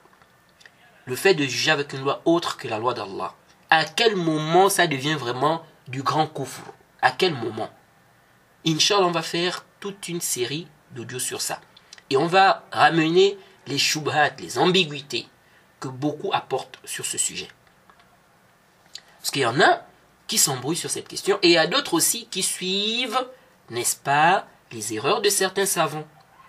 Oui. Vous savez, il y a des gens en fait, il faut, ça c'est un point que j'ai pu constater, il y a des gens en fait qui ont déjà un penchant vers le takfir, vers les conceptions des khawarij. Et donc, souvent, dans les questions qui parlent de takfir, ils vont toujours prendre la position, on dit non, il est kafir. Il est kafir. Parce qu'en fait, ils ont déjà ce penchant-là en eux depuis. Vous voyez? Même quand on va voir, on va arriver sur la question, par exemple, de celui qui délaisse sa prière. Est-ce qu'il est sorti de l'islam ou pas? Ils vont dire, il est kafir. Telle question, les savants ont divergé. Est-ce que cette magie-là, c'est considéré comme du grand kufr ou du petit kufr? Il est kafir. Oh, comme ça, vous savez, oh, kafir. Oh, kafir. C'est-à-dire, ils ont déjà ça en eux. Ils ont ce penchant depuis. Et donc, quand ils arrivent dans ces masaïl-là, allez, ils partent directement du côté des savants qui disent, oh, kafir. Parce qu'il y a déjà ce penchant en eux. Et souvent, parfois, ils n'ont même pas vraiment des arguments. Ils vont seulement te dire, tel savant a dit, tel savant a dit, tel savant a dit. Mais, tel savant a dit, sa parole c'est le wahi. Sa parole c'est le wahi, c'est la révélation. Ce n'est pas la révélation. Ce n'est pas la révélation. On peut prendre sa parole, comme on peut rejeter. Si sa parole, on voit que c'est en conformité avec le haqq, la vérité, on accepte. Si c'est pas en conformité, on ne prend pas ça. On ne prend pas ça. Si c'est un grand savant qui est connu pour son suivi de la sunna, on le respecte. Il garde sa place. On dit, mais ici, on ne prend pas la parole de ce savant-là. Parce que c'est pas en conformité avec la vérité. Et c'est comme ça. On a déjà parlé de cela. On a déjà expliqué cela. Et celui qui va prendre la parole de ce savant-là, qui va se comporter d'une façon qui va se comporter comme un sectaire dans cette mas'ala, on va se comporter avec lui comme il le mérite. Parce que souvent vous allez voir ça. Certains savants vont prendre une position. Ils se sont trompés, ils ont fait un faux pas. Mais la façon dont ils se comportent dans la mas'ala, ce n'est pas comme ceux qui vont venir prendre leur fatwa là, ou bien leur parole là. Vous allez voir plein de savants qui vont vous dire non, oui, tel sujet comme ça, comme ça. Mais dans la pratique, ils ne traitent pas les autres savants d'égarés, ils ne commencent pas à faire le takfir sur les autres savants et tout. Mais vous allez voir les gens qui viennent prendre ces fatwas là, allez, commencent à taxer. Non, c'est un égaré, oh non, le takfir, oh non, c'est des mécréants, oh non, comme ça. Oh jahmi, oh mourji, oh comme ça, koufar, murtaddin. Donc, leur comportement n'a rien à voir avec le comportement des savants qui ont même émis la fatwa sur laquelle ils se basent. C'est ça le véritable problème aujourd'hui. C'est ça. On a un véritable problème. Il y a des gens qui sont passionnés. Qui sont des passionnés. Il y a des gens qui, en réalité, c'est des takfiris. C'est des khawarij. Il y a des gens comme ça. Ils sont là, mais ils se font passer pour des salafis. Et donc, quand ils trouvent certaines paroles de certains savants, bon, voilà, c'est un peu ambigu, ou bien, bon, la parole, le savant a penché vers cet avis, bon, il s'est trompé ici, bon, il a fait un faux pas, allez, il s'accroche sur ça. Ah, c'est tel savant qui a dit, tel cheikh. Et à un moment, parfois, quand tu discutes même avec lui, tu as l'impression que il a fait même abstraction de sa raison, parce que des choses assez claires, même, il n'arrive même pas à comprendre. Il est seulement là, tel savant a dit, tel savant a dit, oh, tel a dit, tel... Ça, c'est quelle histoire, ça? Tu lui dis, le prophète a dit. Il te dit, non, tel savant a dit. Le prophète a dit, mais tel savant a dit. Mais il y a le prophète a dit, tu me dis, le savant a dit. Et on a déjà dit, non, lorsque les savants sont unanimes sur une question, consensus, on suit le consensus. J'ai déjà répété ça plusieurs fois dans mes cours. Je ne suis pas, ma position en tout cas, je ne suis pas de ceux-là qui disent que le consensus n'est pas du tout un argument. Il y a des savants qui sont allés dans cette position-là. Écoutez, même les paroles, même parmi les contemporains, si vous écoutez un peu les paroles du Cheikh Muqbil concernant le ijma, le consensus. Quelle est la position du Cheikh Muqbil concernant le consensus? Écoutez, ces paroles sont là, non, sur YouTube et tout ça. Vous pouvez trouver. Les Ibn Hazm, les Imam Shawkani et tout ça. Donc, nous disons, si les savants sont unanimes, Jade, nous suivons si les savants sont unanimes. Mais si les savants ne sont pas du tout unanimes, Jade, si les savants ne sont pas du tout unanimes sur une question, ici, là, on n'est pas obligé de suivre la parole de tel ou tel savant. Non, sauf la parole de celui qui, n'est-ce pas, qui est soutenu par des arguments. Naam.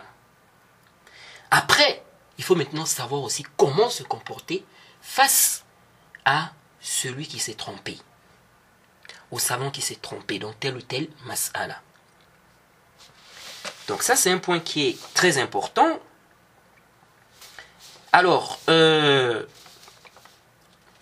rapidement,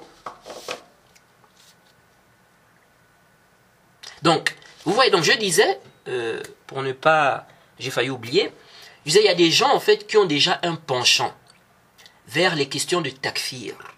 Ce qui fait que dans les masaïl même où les savants divergent, est-ce que celui qui fait ça, il est mécréant ou il n'est pas mécréant, ils vont pencher vers la position des savants qui rendent mécréant. Celui qui a fait ceci ou cela. Vous voyez? Parce qu'il y a déjà ça en eux.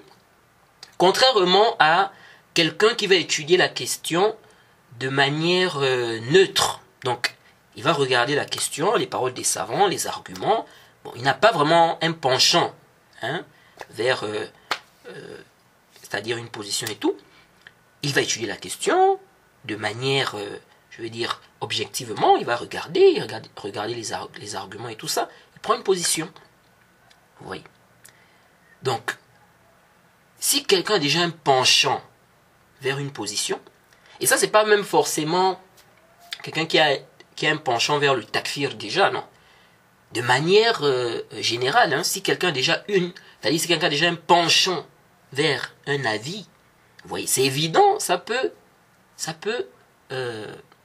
l'influencer dans la position qu'il va adopter.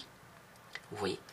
Bref, qu'Allah nous aide, qu'Allah nous facilite et qu'il fasse en sorte que nous suivons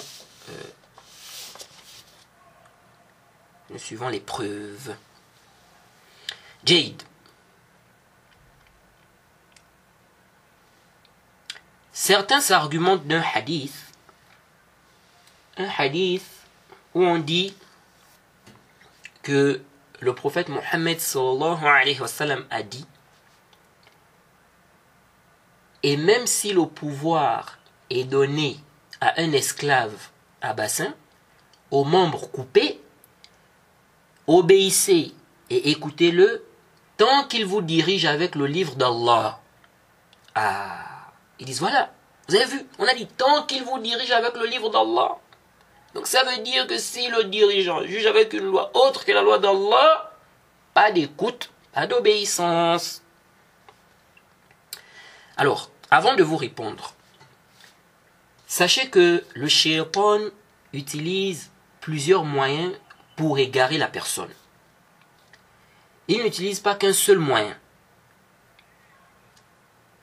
Allah nous dit que le shaitan a dit, c'est une traduction rapprochée,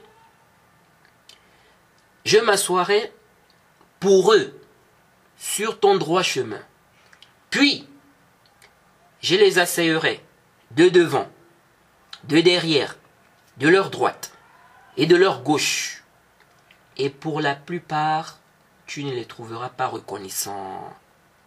Tu ne les trouveras pas reconnaissants. Sourate 7, versets 16 à 17. Il faut vraiment demander à Allah la guider. Alors, il ne convient pas de prendre un seul hadith et de délaisser les autres. Il faut regrouper tous les textes qui sont venus sur le sujet et voir ce que les gens de science ont dit. Ça te permettra de mieux comprendre ces textes. Ils veulent prendre la partie où on dit « tant qu'ils vous dirigent avec le livre d'Allah » pour dire que s'ils ne jugent pas avec la loi d'Allah, dans les peines légales, on l'enlève. On fait quoi? On l'enlève, pardon. Il n'y a pas d'obéissance envers lui. Alors, cette compréhension du hadith est batilun, elle est fausse. Si on regroupe tous les textes qui sont venus sur le sujet, c'est vraiment étonnant. Vous laissez tous ces textes-là qui demandent d'écouter, d'obéir au gouverneur, aux dirigeants, même s'il commet des injustices, même s'il désobéit à Allah, vous laissez tout ça pour vous accrocher à ce texte-là. Alors, intabi'uhuna. Tout d'abord, cet argumentaire-là que vous faites de ce récit, on appelle ça comment chez les savants des usul, chez les savants des fondements de la jurisprudence islamique. Si on suppose que le sens que vous donnez au hadith est le bon, on appelle ça le mafhoum, on appelle ça le mafhoum mukhalafa. On appelle ça comment? Le mafhoum mukhalafa. Ce qui se comprend du texte, mais qui n'est pas dit clairement.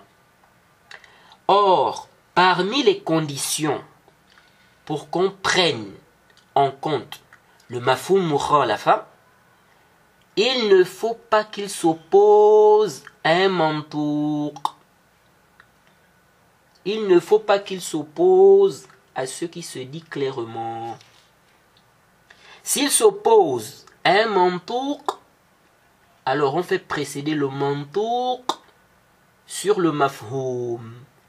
On fait précéder ce qui se dit clairement sur ce qui se comprend. Ça veut dire que ce qui se comprend là, en réalité, n'est pas voulu. Jade, c'est-à-dire ce qu'on va déduire du texte en disant Donc on comprend que s'il n'y a pas ça, si c'est pas ça, le jugement change. Cette compréhension-là, si elle s'oppose au mantouk, à ce qui se dit clairement, il faut comprendre que ce n'est pas ce qui est voulu donc. Ce n'est pas ce qui est voulu. Pourquoi? Parce qu'elle s'oppose au mantouk. Donc, lorsque la personne a dit cette parole, la personne n'a pas visé ce qu'on a compris là. La preuve, c'est quoi? C'est que la personne a dit clairement le contraire de ce qu'on a compris. De l'autre parole. Jade? Je ne sais pas si c'est clair. Bref. C'est pourquoi on a une règle chez les savants de Usul qui dit ceci: Al-mantuq muqaddam ala al-mafhum. Jade, ce qui se dit clairement prévaut sur ce qui se comprend. Et je ne connais aucune divergence.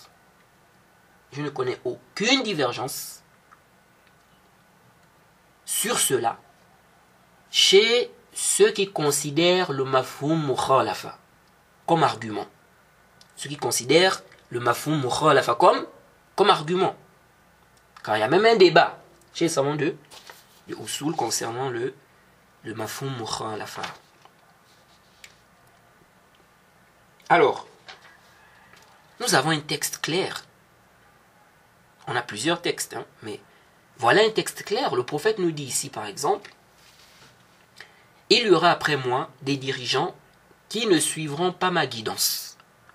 Écoutez, il dit, il y aura après moi des dirigeants qui ne suivront pas ma guidance et qui ne suivront pas ma sunna. Cela dirige avec le livre d'Allah, vous êtes sûr? Selon ce que vous aviez compris. Il y aura après moi des dirigeants qui ne suivront pas ma guidance et qui ne suivront pas ma sunna. C'est général. Jade.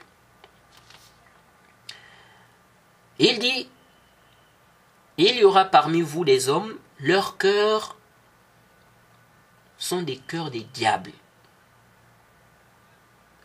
dans des corps humains.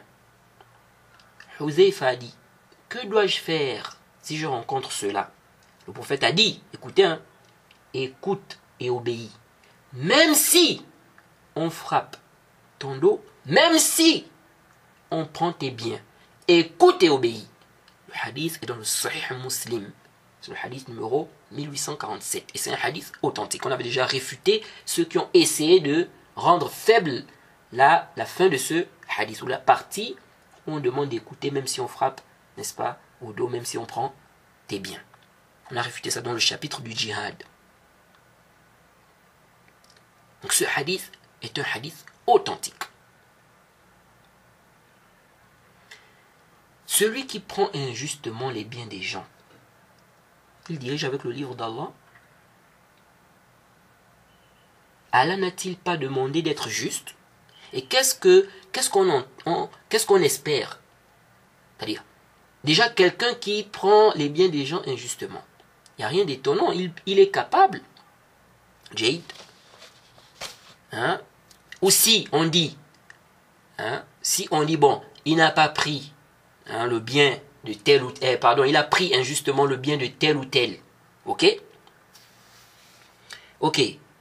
il a pris injustement le bien de tel ou tel. Mais quelqu'un qui agit comme ça, vous pensez que c'est étonnant qu'il ne juge pas avec la loi d'Allah dans les peines prescrites? C'est pas étonnant. Ce n'est pas étonnant.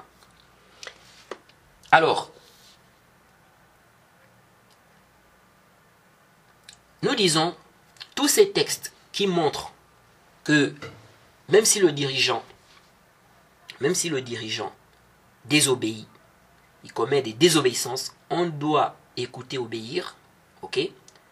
Et quand on regroupe aussi les textes où il est clairement dit, tant que le dirigeant n'a pas commis une mécréance claire, tant qu'il prie, on n'a pas le droit de enlever du pouvoir, quand on regroupe tout ça,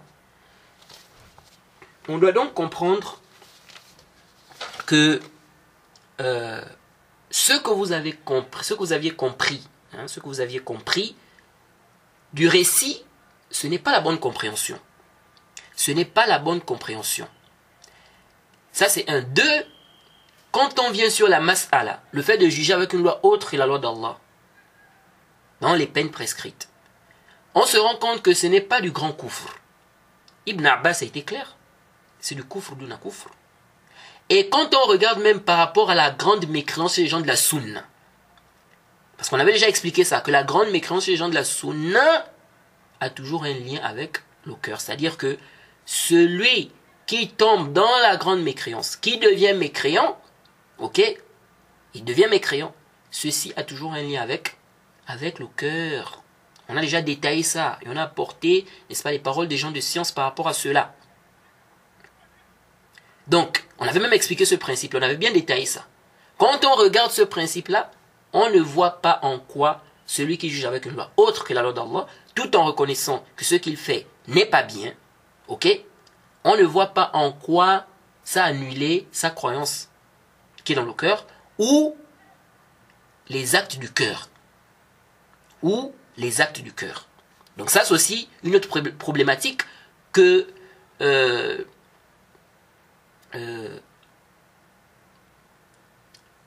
ceux-là qui rendent mécréants, celui qui juge avec une loi autre que la loi d'Allah, doivent nous expliquer en réalité.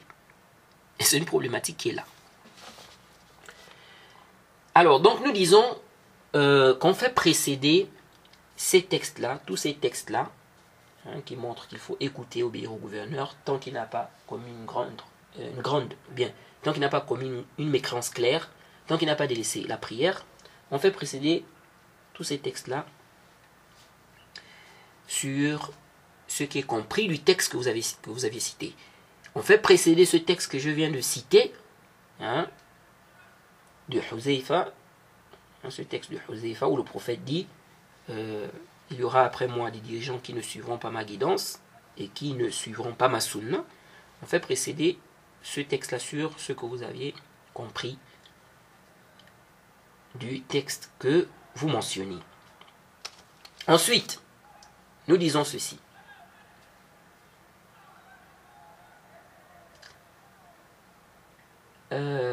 Si on suppose, et tout ça c'est si on suppose que vous aviez donné un sens, ou que le sens que vous aviez donné est le bon sens. C'est-à-dire ce qui est compris du texte. Mais ce qui est clair et dont il n'y a aucun doute, c'est que vous avez mal compris le hadith ou le récit. Les hadiths du prophète ne se contredisent pas. Qu'est-ce que ça veut dire tant qu'il vous dirige avec le livre d'Allah? Ça veut dire quoi? Quel est le sens de cette parole? Alors, l'imam al-Nawawi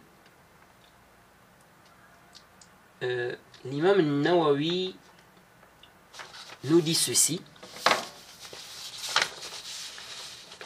Il dit dans son explication du Sahih Muslim, lorsqu'il a expliqué ce récit, où on dit tant qu'il vous dirige avec le livre d'Allah, il dit ceci, donc pour expliquer cette partie-là, tant qu'il vous dirige avec le livre d'Allah, il dit قال العلماء معناه ما داموا متمسكين بالإسلام والدعاء إلى كتاب الله تعالى على أي حال كانوا في أنفسهم وأديانهم وأخلاقهم ولا يشق عليهم العصا بل إذا ظهرت منهم المنكرات وعظوا وذكروا. L'imam al-Nawawi dit quoi? Il dit, les savants ont dit. Il dit quoi? Les savants ont dit. Donc, il nous mentionne ici ce que les savants ont dit. L'imam al-Nawawi dit, les savants ont dit que le sens de cette parole, tant qu'il vous dirige avec le livre d'Allah, est le suivant. tant qu'ils sont attachés à l'islam. Il dit quoi? Il dit, les savants ont dit que le sens de cette parole, tant qu'ils vous dirigent avec le livre d'Allah, est le suivant. Tant qu'ils sont attachés à l'islam et appellent, et à l'appel au livre d'Allah. Et à l'appel au livre d'Allah le Très-Haut. Ensuite il dit, quelle que soit leur situation dans leur religion et leur comportement, on ne sort pas contre eux. Il dit quoi? Il dit, les savants ont dit que le sens de cette parole, tant qu'ils vous dirigent avec le livre d'Allah, est le suivant. Tant qu'ils sont attachés à l'islam et à l'appel au livre d'Allah le Très-Haut, quelle que soit leur situation dans leur religion et leur comportement, on ne sort pas contre eux. Plutôt, on les exhorte, on leur fait le rappel s'ils font des choses répréhensibles. Et on avait déjà vu comment on doit exhorter les dirigeants. Donc, le sens de tant qu'ils vous dirigent avec le livre d'Allah, pour certains savants, c'est tant qu'ils sont attachés à l'islam. Donc, tant qu'ils sont musulmans et qu'ils appellent au livre d'Allah. Vous voyez. Est-ce que ce dirigeant-là interdit aux gens de rentrer dans l'islam ou bien il encourage même? Est-ce qu'il dit qu'il ne faut pas devenir musulman? Il ne faut pas suivre le Coran? Donc, ce n'est pas forcément l'application des peines prescrites. Et ce qui peut venir renforcer cette position, donc ça c'est la position d'un groupe de savants. On va voir qu'il y a une autre explication du hadith. Mais avant ça, on est toujours, ou bien restons toujours sur cette position-là. Ce qui peut venir renforcer cette position, c'est que l'imam al-Barawi a dit dans son tafsir, lorsqu'il a expliqué le verset 43 à 45 de la sourate 5. Dans son tafsir, au tome 3, à la page 61, il a dit ceci. وسئل عبد العزيز ابن يحيى الكناني عن هذه الآيات فقال إنها تقع على جميع ما أنزل الله لا على بعضه وكل من لم يحكم بجميع ما أنزل الله فهو كافر ظالم فاسق فأما من حكم بما أنزل الله من التوحيد وترك الشرك ثم لم يحكم ببعض ما أنزل الله من الشرائع لم يستوجب حكم هذه الآيات. Il dit, l'imam al-Barawi dit, on a posé la question à Abdulaziz ibn Yahya al-Kinani concernant ces versets. Donc les versets qui concernent celui qui juge avec une loi autre que la loi d'Allah. Il a dit, ça s'applique sur tout ce qu'Allah a fait descendre, non sur une partie ou certaines choses. Il a dit quoi? Ça s'applique sur tout ce qu'Allah a fait descendre, tout ce qu'Allah a fait descendre. Et vous êtes sans ignorer que parmi les choses qu'Allah a fait descendre, on a quoi? L'ordonnance du tawhid, l'interdiction du shirk. L'interdiction du shirk.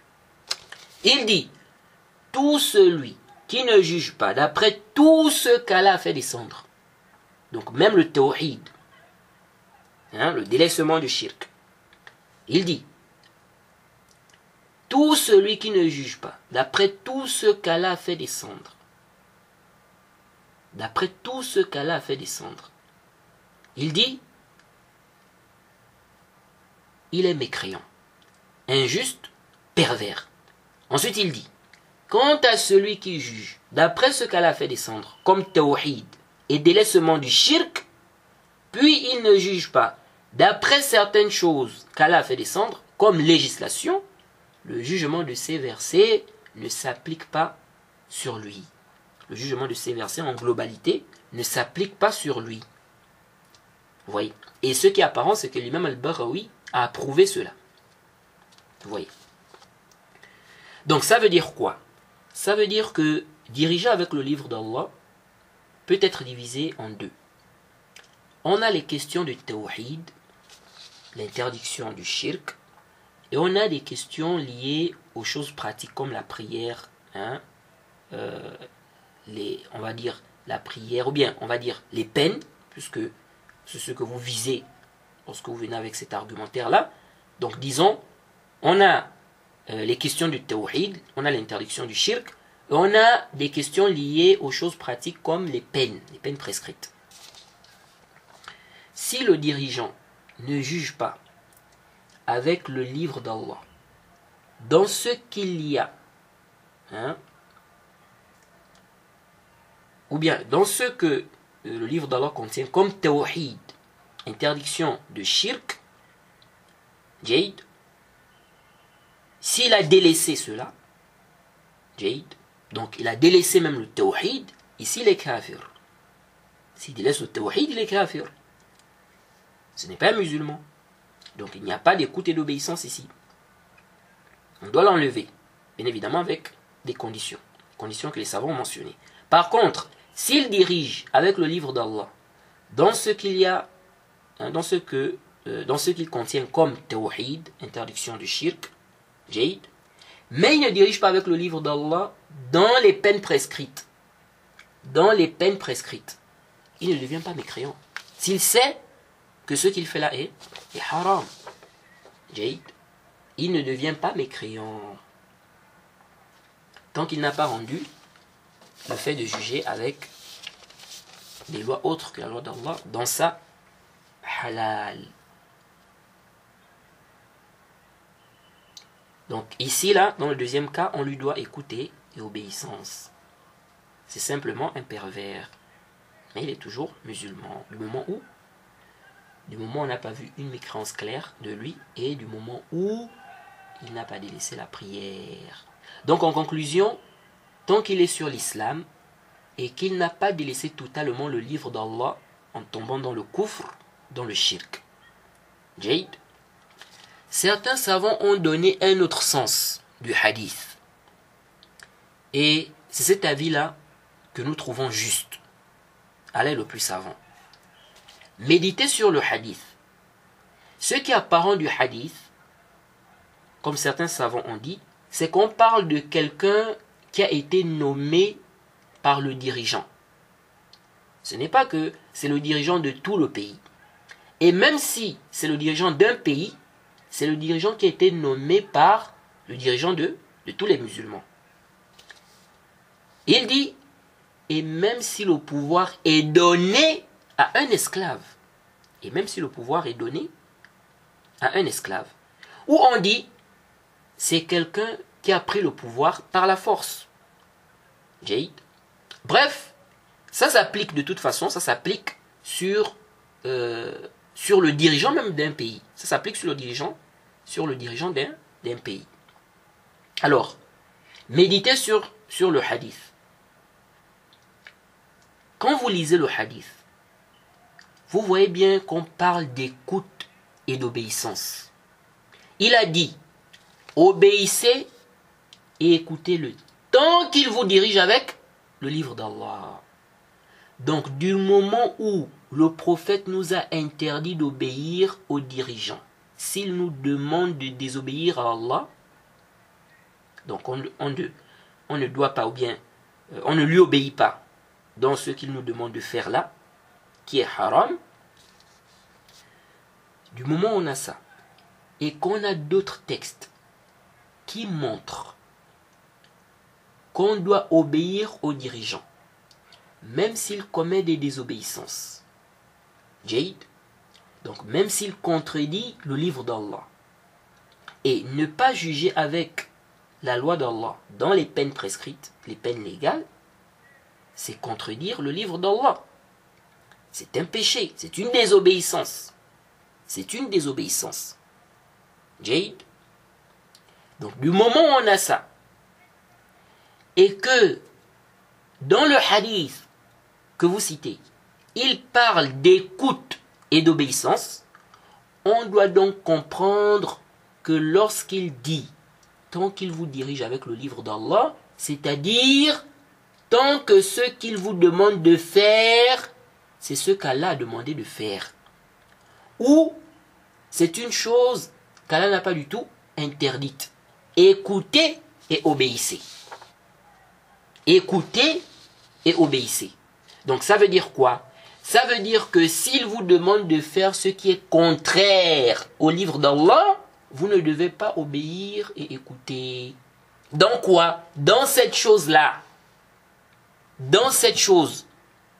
Donc, tant qu'il vous dirige avec le livre d'Allah, écoutez et obéissez, c'est-à-dire tant qu'il ne vous demande pas de faire ce qui contredit ce qu'Allah a dit. En d'autres termes. Ou, on va dire, tant qu'il vous demande de faire une chose qui ne contredit pas ce qu'Allah a dit, faites-le. Écoutez et obéissez. Et donc, on comprend quoi? On comprend que s'il vous demande de faire une chose qui contredit ce qu'Allah a dit, n'écoutez pas, n'obéissez pas dans cette chose. Donc, le sens du hadith, ce n'est pas tant qu'il juge avec la loi d'Allah concernant les peines prescrites. Non. Mais plutôt, tant qu'il vous demande de faire ce qu'Allah a dit ou révélé, et non ce qui contredit ce qu'Allah a révélé, ce qu'il a dit, écoutez et obéissez. Celui qui te dit, fais ceci, fais cela, c'est ce qu'Allah a légiféré. Il te dirige ici avec le livre d'Allah ou pas? Il te dirige ici avec le livre d'Allah. S'il te dit, fais aussi ceci ou cela, mais ce qu'il te demande de faire là, Allah interdit ça. Ici, là, il te dirige avec le livre d'Allah. Il ne te dirige pas avec le livre d'Allah ici. Donc ici, là, tu n'obéis pas. Donc là où il t'a dirigé avec le livre d'Allah, tu obéis. Là où il ne t'a pas dirigé avec le livre d'Allah, tu n'obéis pas. Donc là où il te demande de désobéir à Allah, tu n'obéis pas. C'est ça le sens du hadith. Tant qu'il vous dirige avec le livre d'Allah. C'est-à-dire, obéis dans ce qu'il te demande de faire. Tant que c'est ce qu'Allah a légiféré. Tant que ça ne s'oppose pas au livre d'Allah. Tant qu'il ne vous a pas demandé de désobéir à Allah. Car l'obéissance, c'est dans le convenable. L'obéissance, c'est dans le...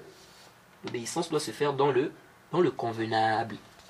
Et, subhanallah, depuis même l'époque des salafs, des gens de l'innovation s'étaient déjà argumentés de ce récit que vous aviez cité pour se rebeller contre les dirigeants.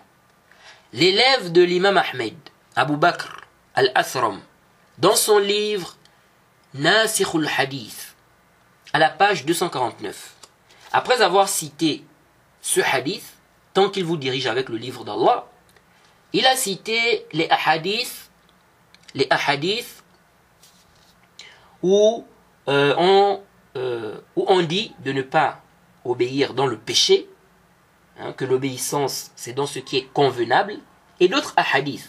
Il a cité plusieurs ahadiths. Ensuite il a dit ceci, il a dit فاختلفت هذه الأحاديث في ظاهرها فتأول فيها أهل البدع فأما أهل السنة فقد وضعوها في مواضعها ومعانيها كلها متقاربة عندهم فأما أهل البدع فتأولوا بعض هذه الأحاديث مفارقة الأئمة وخروج عليهم والوجه فيها أن هذه الأحاديث يفسر بعضها بعضا ويصدق بعضها بعضا.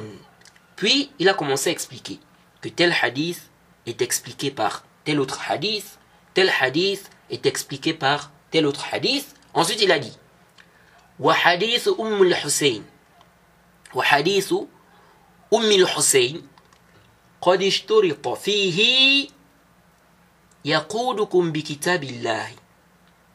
Il dit وحديث علي رضي الله عنه قد فسره حين قال إنما الطاعة fil ma'rouf. Allahu Akbar.